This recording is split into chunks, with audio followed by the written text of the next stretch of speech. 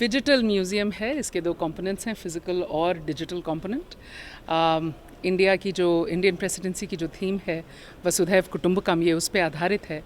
यहाँ हम लोगों ने कोशिश की है कि पूरे मेंबरशिप यानी कि G20 कंट्रीज़ और इनवाइटी नेशंस की जो मूर्त अमूर्त प्राकृतिक और जो उनकी सर्वश्रेष्ठ कलाकृतियाँ हैं उनको दर्शाया जाए और उसको सेलिब्रेट किया जाए, क्योंकि ये एक शेयर्ड हेरिटेज है पूरी मानवता की, और ये एक शेयर्ड हेरिटेज है हमारे पूरे विश्व की।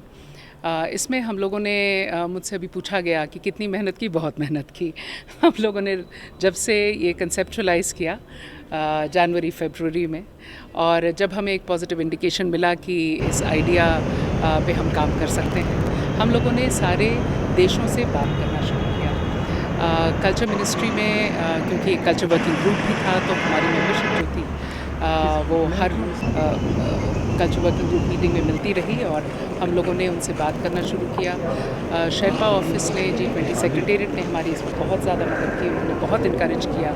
वहाँ से नोट बरबाल गए और सारे देशों ने फिर इसके बारे में कई सवाल किए, कई बहुत एक्सचेंज हुआ मेल्स का, और बहुत मीटिंग्स हुई, बहुत बायलैटरल मीटिंग्स हुई, और उसका नतीजा ये रहा कि फिर सबने अपनी बहुमूल्य चीज़ें जो उनकी संस्कृति को, उनके देश को चिन्हित करती हैं, सूचित करती हैं, वो सारी सबमिशंस हमें दी। डिस्प्ले केसेस में आप देखेंगे ऑब्जेक्ट्स ऑफ कल्चरल सिग्निफिकेंस, यानी कि जो सांस्कृतिक श्रेष्ठता की जो कलाकृतियाँ हैं उनके देशों से आई है। और जो हमारा इमर्सिव जोन है उसमें डिजिटल मीडिया, जिसमें 4 कैटेगरीज़ हैं। एक है इनकी इंटेंजिबल कल्चरल हेरिटेज, यानी कि इनकी अमूर्त धरोहर, natural heritage, symbols of democracy, जो कि बहुत ही इम्पोर्टेंट था क्योंकि इंडिया मदर ऑफ डेमोक्रेसी के रूप में प्रस्तुत हम लोगों ने किया है भारत को, और इनकी आइकॉनिक कल्चरल मास्टरपीस। तो आप जाके यदि देखेंगे तो आपको पता चलेगा कि कितनी अच्छी चीज़ें आई हैं। अब जैसे फ्रांस की तरफ से मोनालिसा आई हैं, जैसे US ने हमें दिया स्टैचू ऑफ लिबर्टी, और इसी तरीके से हर देश से कुछ ना कुछ बहुत ही आइकॉनिक और बहुत ही बहुमूल्य उनका प्रतीक यहाँ पर दर्शाया गया है। और हमारा यही अटेम्प्ट है कि हम सब कुछ अप्रिशिएट करें, एक ऐसी जगह बनाएं जो वसुधैव कुटुंबकम को बिल्कुल चरितार्थ करती है। तो कल्चर कॉरिडोर इसी मकसद से सेट किया गया। ये सारी डिटेल्स अभी हम लोग इस पे काम कर रहे हैं, तो हम लोग जैसे ही सब कुछ फाइनलाइज हो जाता है we will get back to you.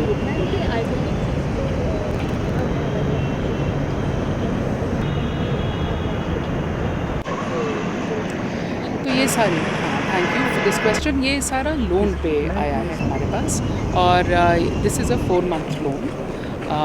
तो हम लोग अभी, जैसा कि मैंने आपसे कहा, ये सारी डिटेल्स वर्कआउट कर रहे हैं कि कैसे इसको कब तक यहाँ रखा जाए, इसको पब्लिक के लिए कैसे ओपन किया जाए, किस फॉर्मेट में ओपन किया जाए। तो ये इन सबों पर अभी चर्चा चल रही है। अभी तो ख़त्म हुआ है सब कुछ, लीडर समिट। कितने देशों की संस्कृति को यहाँ पर दर्शाया गया है और पूरी दुनिया में इसकी चर्चा हो रही है, क्या लगातार इतना व्यापक रूप ले लेगा? देखिए, आइडिया इतना अच्छा था कि हमें ये तो लगा था डेफिनेटली कि सबको इसमें पार्टिसिपेट करने की इच्छा होगी, और सब ने पार्टिसिपेट किया।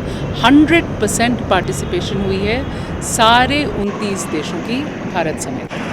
So everybody has participated. आप यदि यहाँ से वहाँ तक चल के देखेंगे तो आप देखेंगे कि देयर आर 29+1। एक शोकेस हम लोगों ने डिस्प्ले केस बनाया जिसमें physical objects of democracy, symbols of democracy रखा है, और बीच में एक जैसा कि आपने देखा है अभी, एक immersive zone, digital immersive zone भी बना है। तो इसमें 100% पार्टिसिपेशन है। हमने जो जो मांगा, जिससे मांगा, सब मिला। हाँ, इसके लिए बहुत मशक्क़त करनी पड़ी, तो हमारी टीम ने हज़ारों मेल्स लिखे, हज़ारों मीटिंग्स की यहाँ पे उन देशों के एम्बेसडर्स के साथ, हम अपने एम्बेसडर्स के साथ उन देशों में, और कल्चर वर्किंग ग्रुप में जितने प्रतिनिधि आते थे इन देशों से, सबसे चर्चा की, सबको बताया, सबको ये भी बताया कि कौन क्या दे रहा है, जिसकी वजह से एक एक्साइटमेंट पैदा हुई।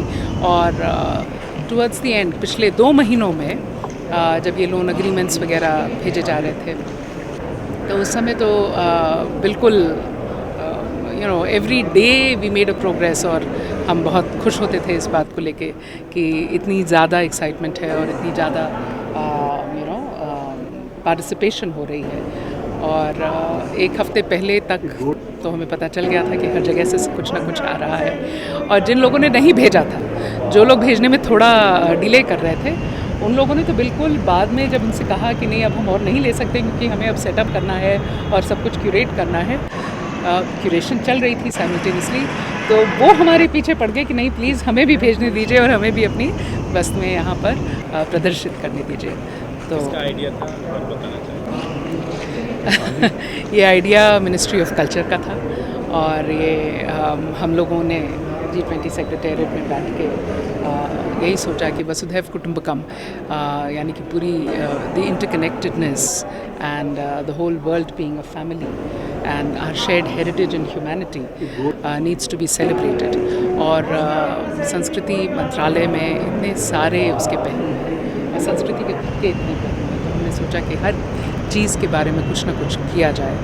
तो सुर वसुधा जैसे हम लोगों ने एक ऑर्केस्ट्रा किया वाराणसी में, तो वहाँ पे संगीत को हम लोगों ने महत्ता दी और एक सुर बना डाला, सुर वसुधा, और इसमें भी 29 कंट्रीज़ की पार्टिसिपेशन थी, सबकी 100% पार्टिसिपेशन थी। फिर एक poetry book under the same sky anthology of poems, इसमें भी 100% पार्टिसिपेशन। तो इसी तरीके से हम लोगों ने सोचा कि एक एग्जीबिशन भी किया जाए, और आपके सामने है, please enjoy it and please ask people to come and see it in large numbers. Thank you.